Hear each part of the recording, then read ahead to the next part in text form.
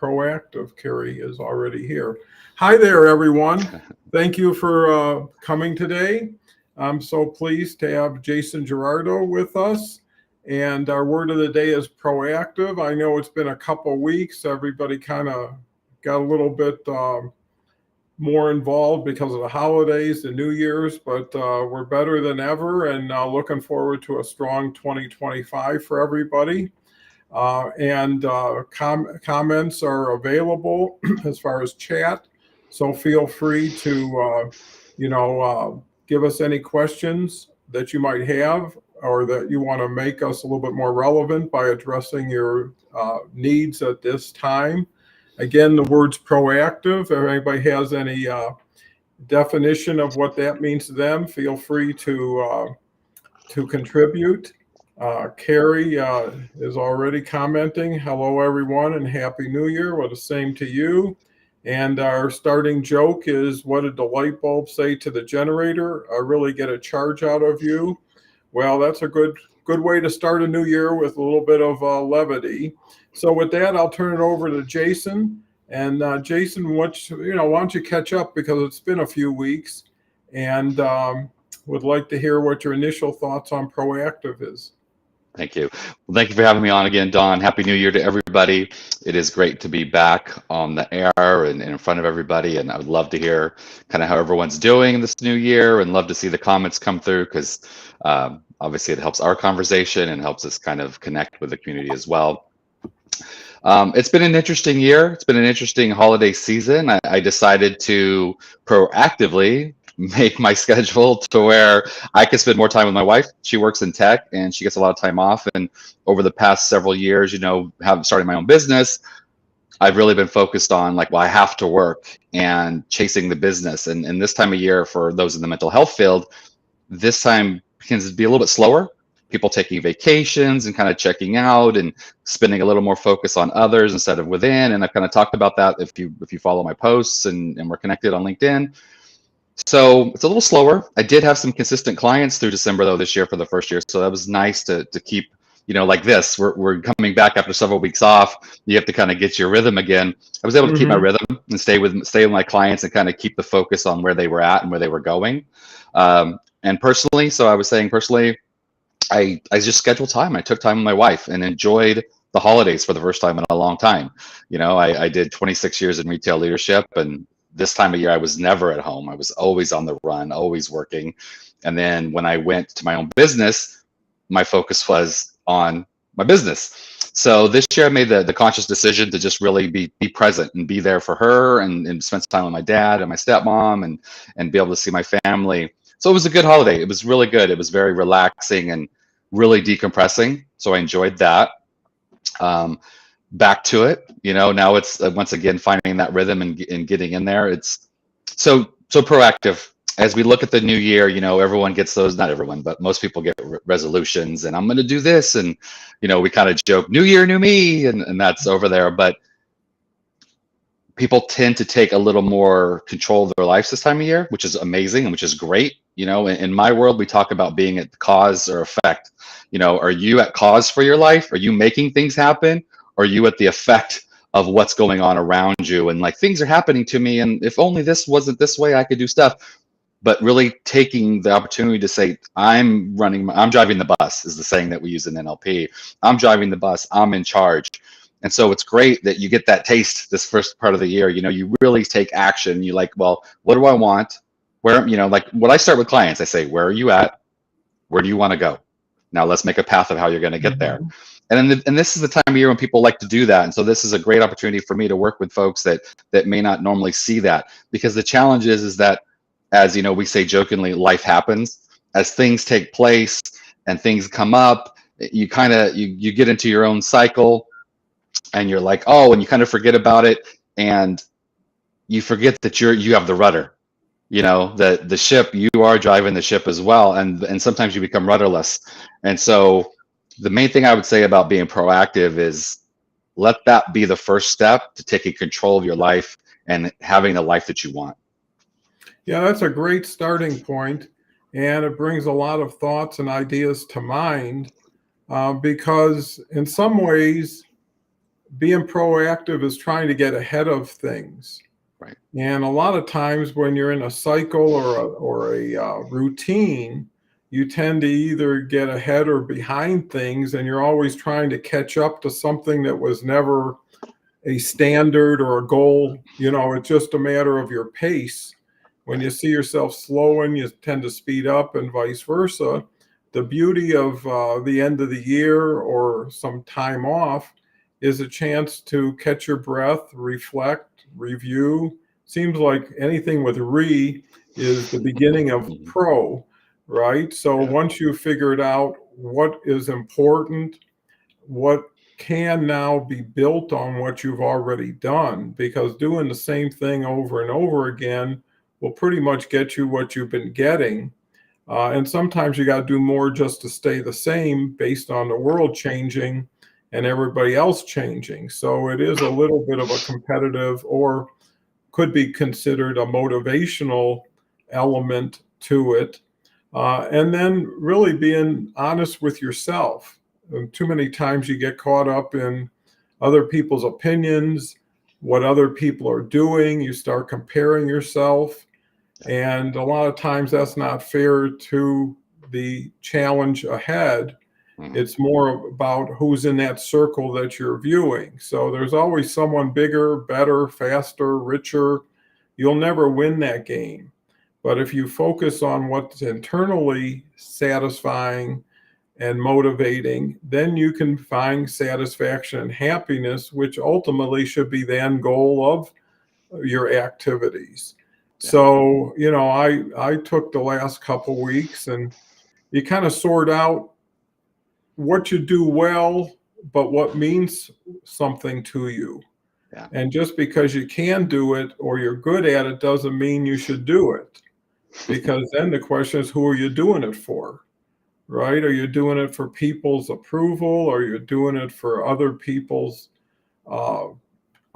benefit? And if you don't look after yourself, you're not going to be able to look after too many other people or be of value to too many people. And that's where I think taking a little reprieve, getting yourself into what you've been missing, because sometimes there's a whole world going on that you're not even a part of because you're so tunnel visioned to what you're focused on. And you're losing a lot of opportunity where it shouldn't be work hard and then stop working. Get everything you need and then don't do anything but enjoy it, because that's not how you got there. And it's not easy to shift gears that easily. I mean, if you want to go from fourth gear to first, you got to go through 3 and 2, unless you want to do some serious damage. Right.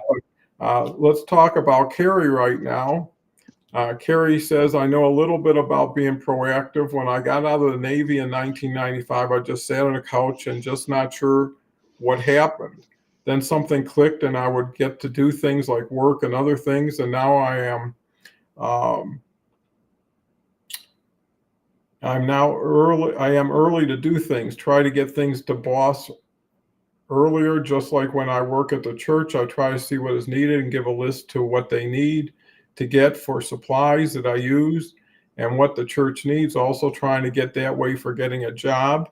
And then another comment of Carrie's is, thank you, Jason. I wrote that down to see where I am, which isn't a good space right now. And I don't want to be there anymore. I now see that I have to get going to make a better space for me. And, I think, to that point, everybody's in, again, a continuum, not dealing with outcomes. So it's important for people to really understand the ups and the downs and everything that can relate to it, not the negatives, and then that affects certain activity. Jason, are you frozen right now? It looks like Jason might be frozen. I'm sure he'll be coming back. Let me bring Jason back. Well, that was really kind of a contest to see who would fail based on technology failing that person. Which again, how one reacts to things is as important as the things themselves, and sometimes more important. So Right. If we were throwing stuff against the wall and jumping up and down right now, it would really be a reflection of who we are. I think also going through things over and over again, when they happen the next time, you've already been through it. You already understand how to deal with it. And nothing by itself is really that important except for the importance you put on them. And if you look back at things, think of all the things that you were worried about, you had a rush to get to, and then you find out the result of all that, it really was a minor element as opposed to getting emotional, getting yourself kind of in a tizzy. And it's maintenance that's important. You know, if you can't go forward, don't hurt yourself, don't go back. When you see it's not working out too well, make adjustments. Don't wait until someone taps you on the shoulder and say, it's time. You never want to stay too late at the party. And you always want people wanting more after they've had a chance to spend time with you. Not like, boy, that was a long conversation. So looking now at the future of 2025 and bringing into the concept of proactive, you know, what changes and moves are you going to make this year that will align yourself with a better road to where you want to go? Great question. And I first want to say you're very welcome, Carrie. Thank you for joining and always being a part of this community and putting in your insights and sharing openly about what's going on and being positive. I love that, being positive and knowing that, you know, what's going to change and things are going to get better. For me, for 2025, you know, Don, you were talking about, well, in a way, I'm going to paraphrase, but, you know, getting stable again. Where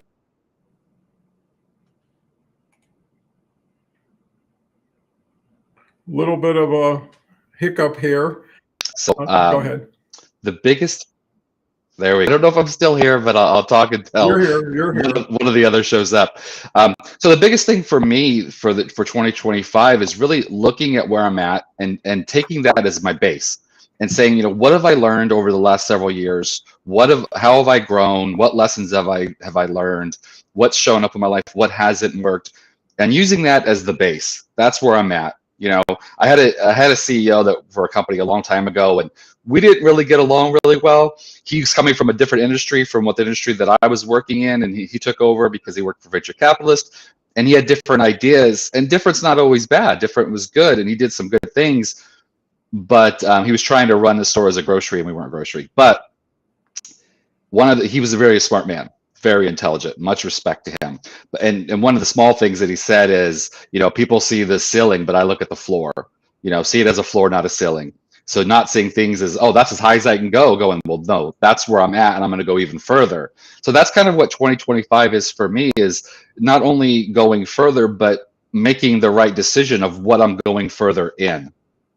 So really taking a look at, you know, and this is very idiosyncratic to me, but you know, who am I? How am I presenting myself? Who am I to my potential clients and my clients?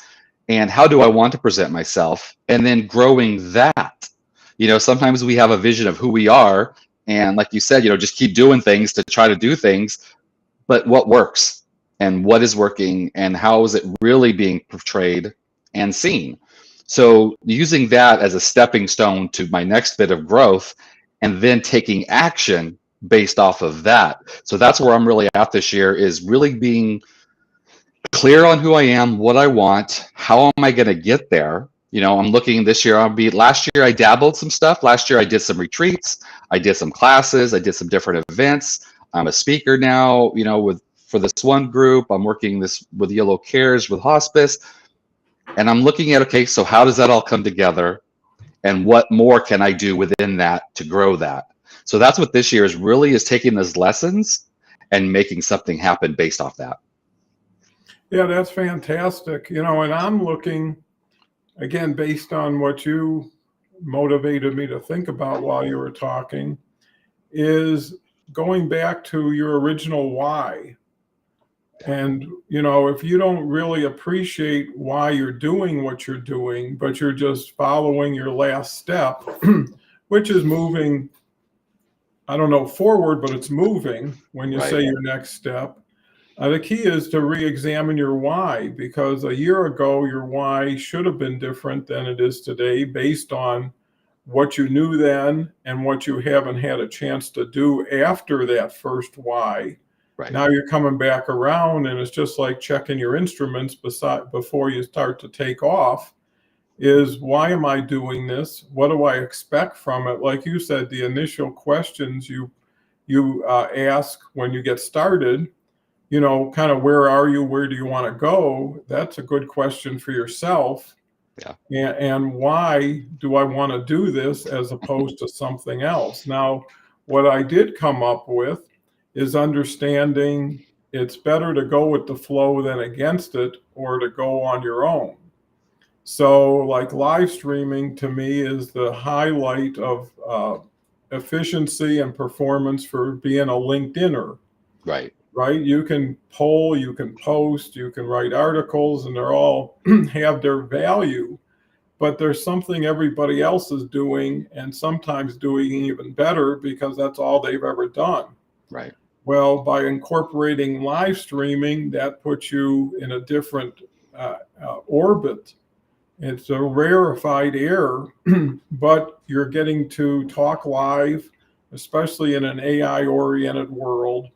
You're able to not only talk, but talk with someone who helps you think about not only what you're talking about, but what you may be doing next. Right. So the next step I took was to really focus on ChatGPT, Mm-hmm. because again, that's a huge opportunity. It's just, unveiling itself in a sense. Right. A lot of people are slow to embrace it and slow to really integrate it.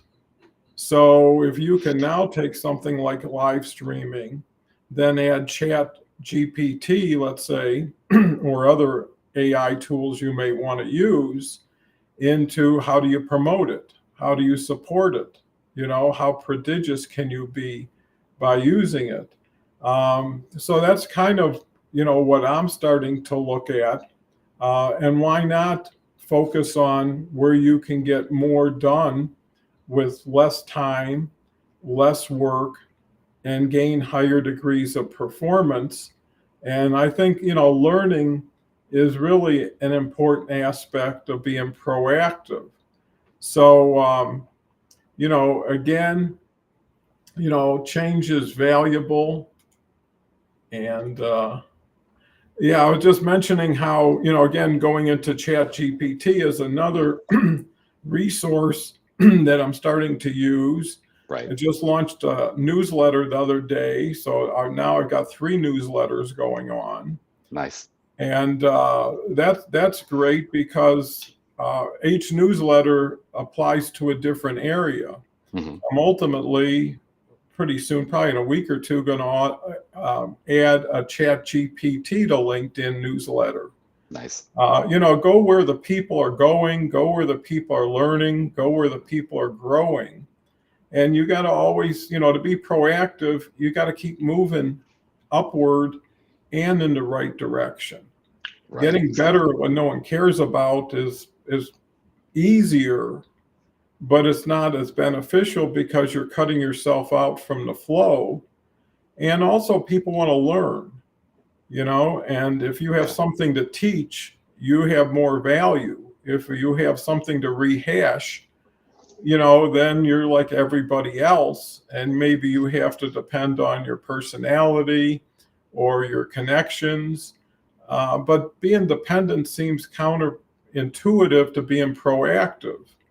So a lot of times, doing what doesn't get you where you're going may be successful to a point, but it's a disconnect. And I think alignment is so important to yourself, and also believing what you're bringing to the table has value. Just trading time for money or activity for money and not getting any real value for yourself or the other person, you're actually taking advantage of the people you're working with instead of giving advantage to those. So a question becomes, are you a giver? Are you a taker? Are you someone who just wants to stretch it out? And I think, it's hard to be big when you act and think small. Let's just say that. Yeah. So what's your thoughts on innovation and what you're continually improving on? First, I just want to say good morning to Harvey. I see he joined us, so it's always good to have him along. I haven't met him personally yet, or even online, but I know he does a lot of great things, and I do follow him. What you were talking about, Don, reminded me of, and I was thinking about this. Earlier you'd mentioned this thing, and it comes up with us as we have these conversations about throwing stuff at the wall and seeing what sticks. That's reactive. That's not educated. That's not making the move. Like you're talking about doing these different newsletters. You're not just like making up newsletters to see, oh, what will people like? Let me just keep trying all these new newsletters. You are taking these educated, informed steps. That's proactive. A lot of times people will just, once again, use the analogy of throwing stuff at the wall. Like that's the old pasta thing, right? See if it sticks, see if it's ready. That's just reactive. You're like, well, let's try this. Does it work? Okay, now I'll respond to it. But instead of saying, no, this is what I think is going to work. This is what's going to present me in the way that I want to. This is what's going to show up for my community. And then you do something. And then you take the responses, you take the feedback, you take what the results are, and you shift and you adjust. And that is your flow, right? Your flow is that. And so that's what I have to do. I have to take a look, and I've tried several things that I was like, oh my goodness, this is great. People are going to love this, and it fell kind of flat. People weren't looking for it. My audience, so to speak, my community wasn't really there for that. So what do? Do I keep trying to grind that out and keep trying to show up that way? I shift and I adjust. Now, the one thing I will share a little personal story. The one thing that was interesting, and sometimes things just take time to find the right audience. That's the right group, the right community. That's the other thing you have to keep in mind too, is you don't give it one shot and then, you didn't send out these newsletters and then not get 100 signups and then shut it down. You have to give the opportunity for it to get its legs under it. I scale my clients virtually, but I do a lot of in-person events and stuff like that. And then I do a live walking meditation. I have a background in mindfulness and meditation, and I teach that. And here in my local community, I do a free walking meditation once a month. I've been doing that for like a year and a half. And it gets me, I've had everywhere up to like 12 people show up to nobody. Just me and my wife, or just me sometimes, and so, but I still show up, and it was good for me and a good practice. And I would do my presentation, and it was good for me to stay focused and to, be in control, which I'm going to talk about later today, but being in control of my situation by making this happen and seeing what, and adjusting. I adjusted the time, I adjusted how I presented it, I adjusted my marketing to let people know about it. Well, I got to a point where people just weren't showing up, and this was towards the end of the year, fall going into winter. And I made a decision. I said, it takes a lot of energy to do this. I'm not going to do it for the end of the year. Let's take a few months off. Let me just focus on other things. Let's see how that works. And so I presented, I said, this is the last free walking meditation of the year. I would love to see you come out. Well, then 6 people showed up. And out of those 6, they were like, oh, I always wanted to come, but I just haven't had the opportunity. And I saw this was going to be the last one. So I really wanted to show up and be out here. And they were great. And there's 2 of them that became like raving fans. They're very supportive and just endearing, and they're great people.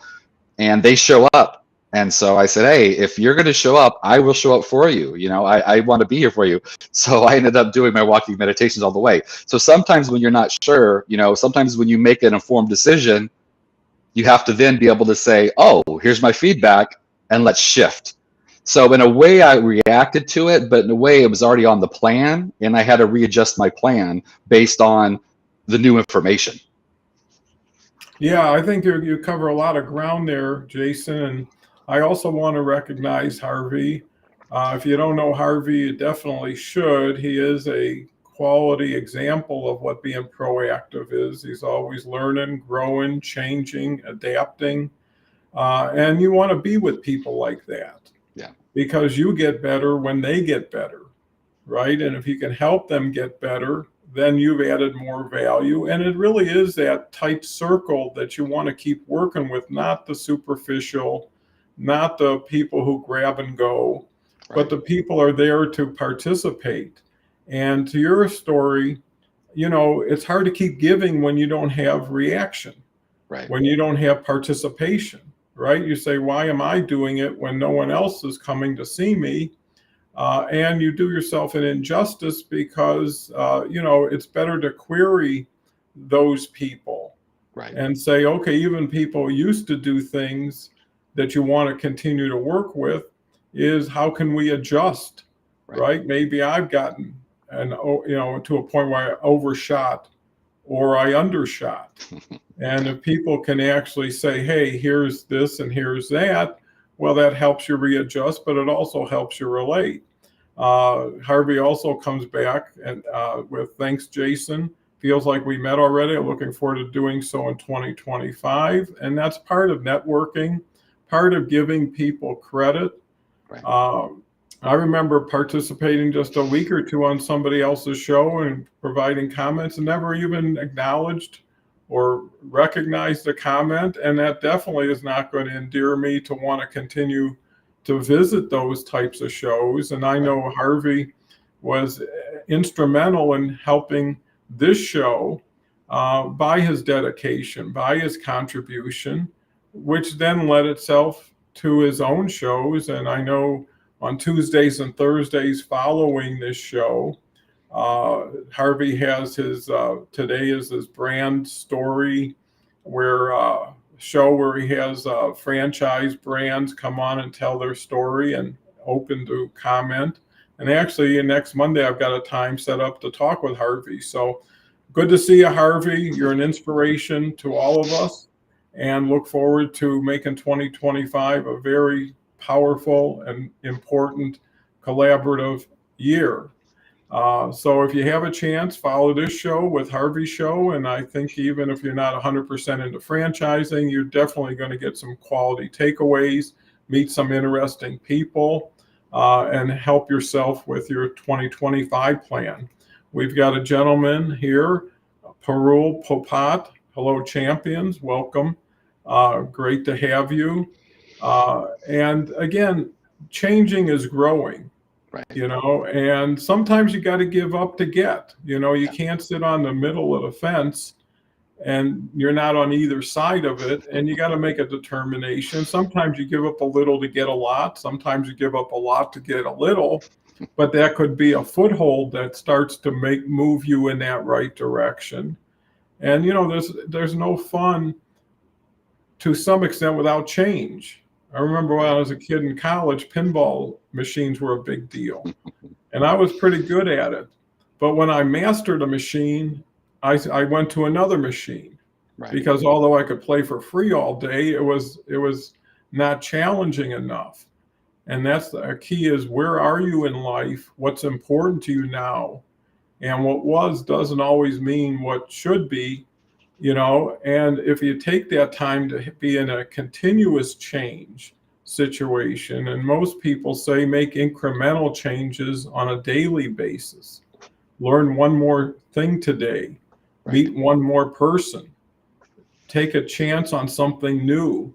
And it never, once you get to the point of understanding the process, you don't expect big things to happen first day. And you're not disappointed when they don't. Go on a diet and look at the scale tomorrow. It's not a good indicator of what a process over time will do. Just like exercise, everything is a discipline. And when you're disciplined to know that it's too early to count the score, early results don't always align with future results. But it's the tenacity, it's the ability to get up, get back into the game again, learn from others, support others, and you got to give to get. I'm definitely sure of that. I know Bob Berg kind of instilled that when he was on the show, and by reading his books, is being a go-giver gets you endeared to others. And that's why when you support others and you don't get anything in return, you say, well, either they've gotten everything they decided they needed, or they're just not the kind of people that will interact the way I interact. And it's not a judgment, it's a fit. So I think when people realize that, that not all situations were meant to last forever. Too many people want to extend things that have already finalized. Go back to the football game the other day and see if you'll change the score, right? So take it for what it is, enjoy it for what you've been given. And that's where I think gratitude comes into play so much more. Yeah. People always starting to think, well, where did I lose? Why am I not getting enough? And all you're doing is putting yourself in that negative cycle, as opposed to, hey, where I am today and just being alive. I mean, if you just start out with that every morning, right. Thank you for a gift of another day. And now it's up to you to decide how you want to use it, because too many people take too many people for granted. Yeah. They take their situation for granted. And when you see somebody who has fallen on hard times, it's only a couple steps to make you end up in that situation without your desire or interest in being there. And I think by helping others, you stay humble. Being modest goes a long way. The Audible today was all about stoicism, and it kind of, anything you read, anything you listen to, anybody you're with has an impact on you. Mm-hmm. It might be a key word that someone said. It might be something they did that you start to say, well, I can do it. And the world's big enough for more than one success, right? So if you can help somebody else, it's not going to diminish your situation. Right. Maybe you'll even find someone who will do it so much better than you could have, and then you can start learning from them, and the teacher-student situation starts to reverse, and maybe you actually become a collaborator. So there's so much you can do, but it starts with you. It starts with adding things up, looking at things honestly and objectively, and then saying, this is a route I want to take. The thing I love about trying new things is just the beauty of learning. Too many people, they see an opportunity and everything is too big at the beginning, is too strange, is too challenging. But, once I started to get into ChatGPT, and I'm not into it, like I'll never be a programmer, I'll never be anybody like that, but just seeing how you can make things more efficient. You can get things done. And now the way AI is going, it's almost like having a constant companion with you, just waiting for the next question. So when you are now tasked with what's your curiosity, what's your question, what do you want me to do? Right. As opposed to in the past, okay, here's the question, now I got to give the answer. That makes it more daunting. If someone says, well, you just kind of made me think of this, tell me more. Right. Take this. And what I've also done is my questions have been a little bit more complex. Right. You think you're talking, well, can you make this blue? Okay, well then can you add an emoji? And pretty soon you got 10 questions you could ask all at once. Right. And you're almost putting yourself ahead of intelligence by thinking it thinks like you, when it has a little book I was listening to the other day says ChatGPT-4 has 175 billion parameters. Right. Already. I think it's going to take a while till you get to 175 billion to have to, and you don't know what it can do until you push it. Right. But again, anybody can ask questions. Is this the right question? And is this answer going to be part of something much bigger and better than what I have? So, I think that's important. So, Jason, how are you seeing things like AI affecting what you're doing? So the first thing I have to say is, we've talked about this before, it's a tool, and it could be used for good and it could be used for not so good. If you're having it write papers for you, if you're having it write stuff for you, that's maybe not genuine. And now they have these apps that now can tell you if it's generated by AI. And I love that, do the work. be responsible for what you're doing and be who you are. If I wanted to read something from AI, I would just go on AI myself and I would just ask it the question and tell me about this. And I do that. It's a great tool. I love it because, so beyond what I do, I have a thirst for knowledge, like you were talking about. I love knowledge, and I've got all this stuff. And I was talking the other day, I was on another show, and like I have a certain toolbox that I use with my clients. And when I add tools to it, it's based on enhancing the tools I already have and helping me be better at what I do for the clients that I have.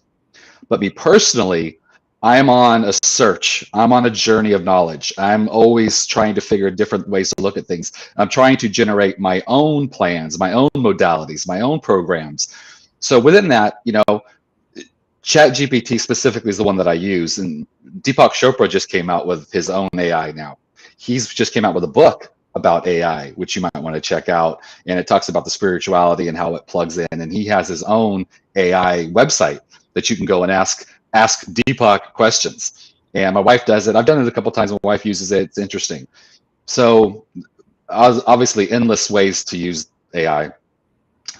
But I went on there, and I'll share a little bit, not to whatever, but I was, it's like a search engine that's a communication though, that's a partner.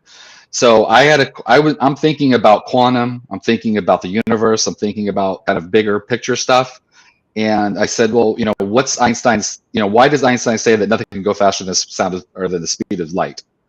And it gave me some information. I said, okay, so then what if something was to go faster, and what would it take? And we started having a conversation, so to speak, and diving deeper into that. Not to go into that too much, but it was like, okay, so what would happen if it did, and what are the ramifications, and what entropy? We got into entropy, and then so what if what is how can we change that and stop things from turning into chaos and actually going backwards? And it just really allowed me to explore my mind, and allowed me to explore the ideas that I had. And it wasn't telling me to think away. It was letting me express how I was thinking and to expand on it. And that's what's so important. And kind of to loop it back, that's what I love about LinkedIn Lives.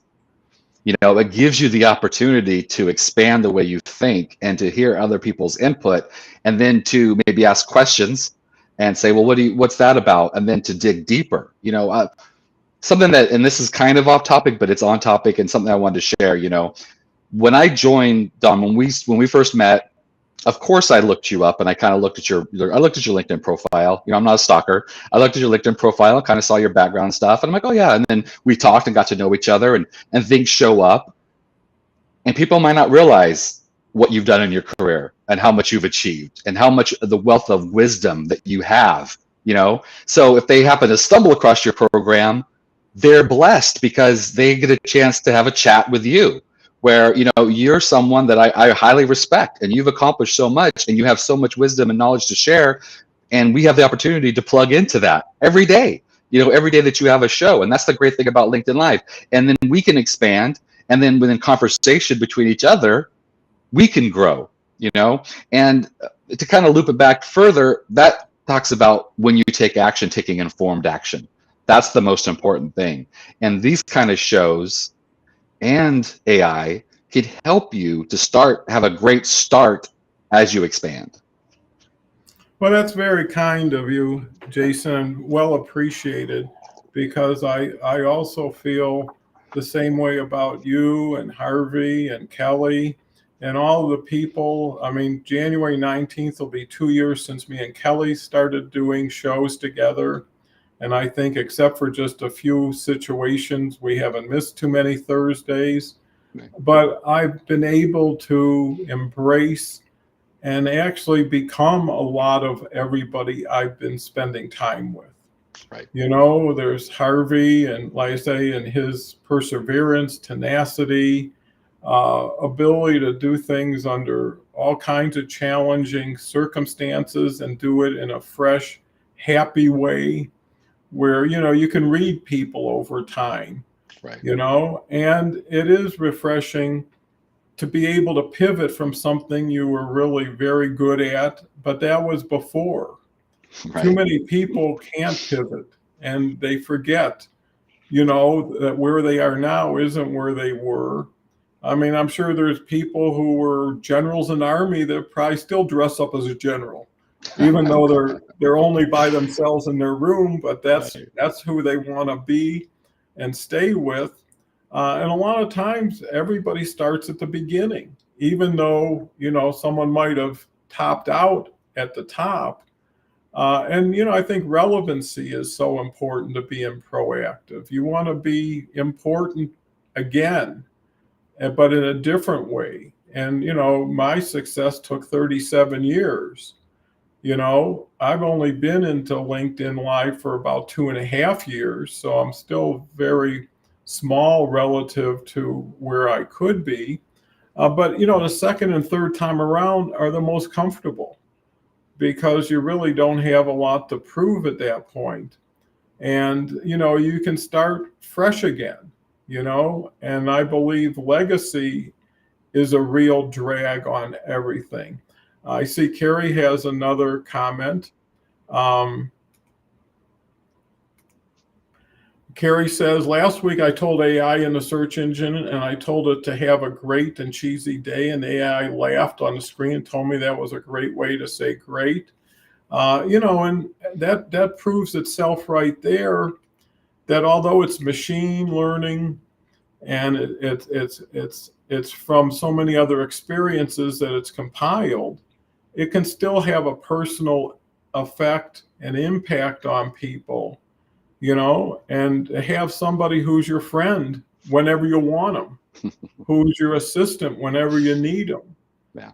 Where I saw where the world was going, 20, 30 years ago, when people started getting virtual assistants from Asia or from wherever the cheapest rate was, you'd still get quality people, but you'd save money.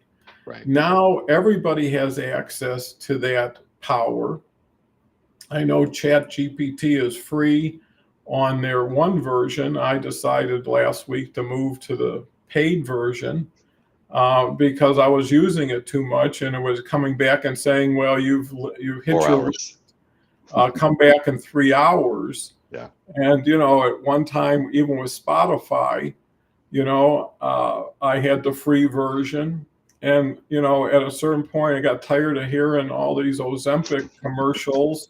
I'm taking a great walk listening to Think and Grow Rich or some other great book. And then for 2 minutes, my mind just scrambled with all these promotions. And it's almost where they measure enough pain to say, you're going to keep getting this unless you pay us to eliminate it. Exactly. And I understand the model, but also, I appreciate that, they have, like, not to push Spotify or ChatGPT. It's a better sound they give you. It's less interruption. Right. You can listen to the same song over and over again. You could back up. You're not limited to how many. I mean, it just, and maybe that's a lesson all of us can learn in the business model we offer is free, is access and trial. At a certain point, one has to get beyond that and say, hey, I want to support you for supporting me. You can't live, or most people can't, on Costco samples. But you could actually go there on the right days and have lunch on them, right? And you didn't get enough for $1.50, you can get a hot dog and a soft drink and continue that process. Yeah.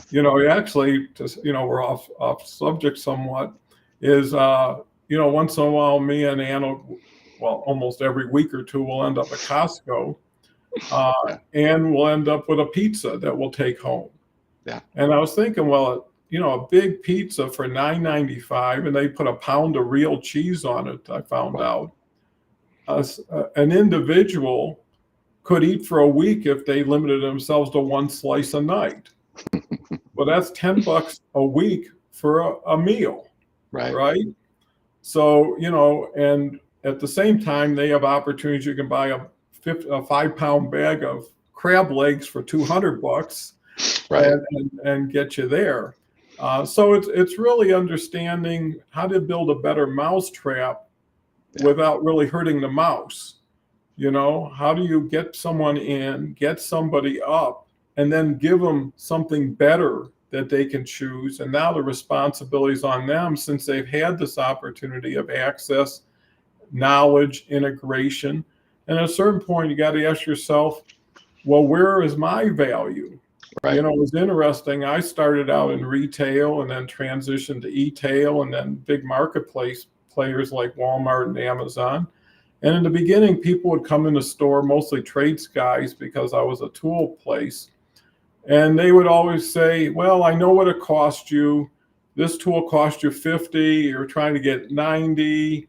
Would you take 75 for it? And, I would always say, well, how much do you make an hour? And most of these trade guys, especially back in Detroit, were doing pretty good. Well, I make this and that. And I said, well, you've got an important function.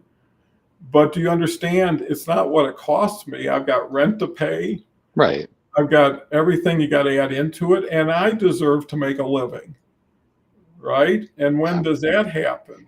And I made educated people, but at least I didn't fall for the thing that, well, something's better than nothing. Right. Sometimes something only gets you a quarter way to where you want to be. Yeah. And actually, it's better you have zero than a little, because there's no question when nothing's coming back that you have nothing to lose by changing.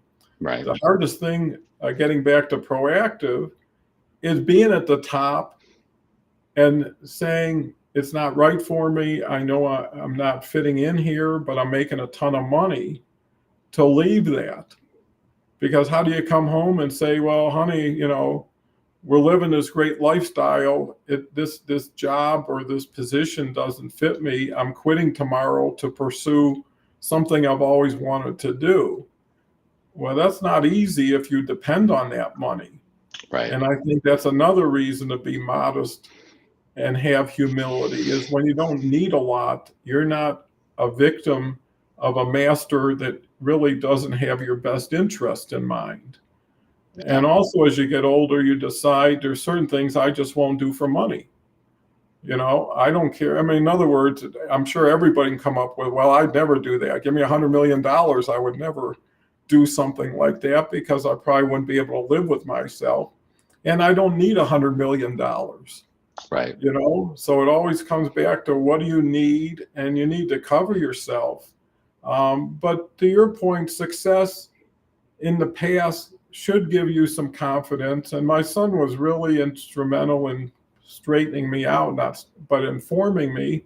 When I left my position, I left my company and everything, and you are depressed. You can't help it. They say 70% of the people who sell their business on Friday are either having seller's remorse or depression on Monday. Yeah. Because they got the check, but they left their family behind. Yeah. They left their identity behind, right? Well, I'm CEO of this, founder of that. Well, you're somebody. Well, now that you're on the beach or on the golf course with a bunch of everybody else's, you're just nobody, especially if you never golfed or hung out on the beach as something that you tended to do. So I think, again, pivoting, saying that, hey, this makes me happier, and happiness usually takes a back seat in most cases. Well, who can afford to be happy, when you have so many responsibilities? Right. It's a lot easier after the kids have left home, gone to college. Your parents, aren't there anymore. For a long time, you were in that sandwich generation, where you're taking care of people under you, taking care of people above you, and you really have certain responsibilities. And even that has to be reviewed, because I know a lot of caregivers that gave up their life trying to help somebody else, and they went too far. Right. Where their marriages broke up, their health declined. And, it's almost like, well, I did all I could until I had a heart attack. And now people understand I can't do anymore. Well, why blame it on the heart attack, or why try to put yourself in that position? And that's why everything is enough. Right now, I'm down to Thursdays doing a show, right? For 600 days, I did a show 7 days a week. Yeah. And I started to, again, revisit and I might get more shows going, but it's going to be more strategic, Right. right? Than it is just, I can do another show, I can find another person, I can do this, I can do that. But where is it leading? And the other thing is, if you spend all your time helping others, how much of that time could you spend helping yourself? Right. Right. And if you say, hey, I'm looking for a client that I can invest a lot of time and energy in and charge some money, why, how much of that time and energy have you put into yourself? So the times I'm not doing shows now are the times I'm redesigning, reconfiguring, coming up with the new model. You know, when Ford or Tesla come up with the new model, it wasn't new to them when it got introduced. It was Right. finalized when it got introduced. So, but between the developers, the designers, the programmers, a new car used to take 2, 3, 4 years in advance Right. to be introduced. Well, what's your new car? Even 37 years in business. And it was just a beautiful business. Every 5 years was a new model. You Right. couldn't recognize the new model from the first year I did the other model, but you knew it was coming to an end. And when you're used to making big splashes, you know, I mean, the people who take the biggest risk get the biggest gains. And most of the risks are not health risks, Right. they're ideology that you have to consider. It's strategy, it's philosophy. Well, now I'm this, now this is how I want to react and relate to it. And you also, just like LinkedIn, there's a billion users. Why would you ever let one or two people impact how you view everybody else? And there's more. Right. You know, it's the person that sticks with a person that isn't growing anymore, right? And it's, you know, it's, there's that saying, it's cheaper to keep her, right? Well, Yeah. sometimes it depends on what cheap is in what area. What cost? And, you know, and if you're giving up your soul every day, if you're, you know, biting your lip before you have to say something. And, you know, another thing is, it's all about bridges and not walls. Anywhere Right. you came from, you can go back to if you left it in a good order, Right. right? And, you know, I can't remember all of the people, all of the shows I ever had a bad experience or couldn't call someone up or text somebody and say, let's come back and do another show. The question for everybody is why? Yeah. If you keep learning, keep growing, keep leveraging, because everybody's circle of influence has a relative benefit to you if you can figure out how to find your way into it. And, you know, one thing I'll say about Jason, he's probably one of the most supportive people. I see him commenting, liking so Yeah. many people's posts.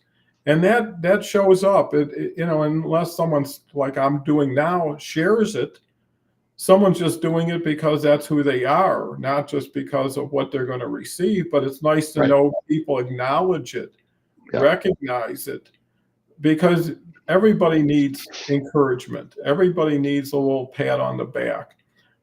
Usman's here. I don't know Usman, but I know I've seen him quite a bit. It's nice to be here. Best wishes to you all. I know I've seen Usman on Carl's comments, visits a lot of people's shows, and I think that's a quality, if I'm not mistaking your name, Usman, is that you get seen in ways of support, Right. right? And it's easier to ask somebody, okay, I'd like to talk to you or I'd like to be on your show because they know you as being a supporter versus I've had people who are world famous but aren't doing it for the right reasons, Right. right? They just want to sell another book, get in front of another audience, grab another client. And you can't do that with one show, or you can't do it well. And it makes people question, well, how great are you when you do things that are taking advantage of people who are on their way up, hopefully, Right. instead of giving people a hand and bringing them up. Most people are putting a hand up, hoping someone grabs it and pulls them up. And that could happen. Sometimes it does. But, you know, again, waiting when you could be creating. Right. And if it's not working, you're not working it well enough. You're not working it the way you need to. And, again, I see people working 50, 60 hours for companies that don't care about them, don't even know they exist. Yeah. But when it comes to working for themselves, well, time for lunch, time for exercise, because why? They're their own boss. They don't need permission, but I would be working 70 hours for myself over 60 hours for somebody else, because at a certain point, I'm sure Jason probably can appreciate this, you become unemployable. You can't go back to where you were and sit there and take what you used to take. Right. Because you know better, you feel better. And a lot of times the boss, you wouldn't hire to be your employee, let alone be their employee. Yeah. And you just say, this is not nurturing. This is not fortifying. This is not helping me grow. I think the more companies that adjust their culture to that will do better. But I can see how so many companies now, the whole rallying cry is get into the office, right? We're not paying for remote workers. Yeah. I think that's unfair to both parties, primarily because there are people who take advantage of it, and there's people who take advantage of the people. Right. But it should be, hey, what's your work look like? Yeah. Right? How much are you getting done? How much value is it versus, okay, because I've had an office for a long time, 30 plus years. Yeah.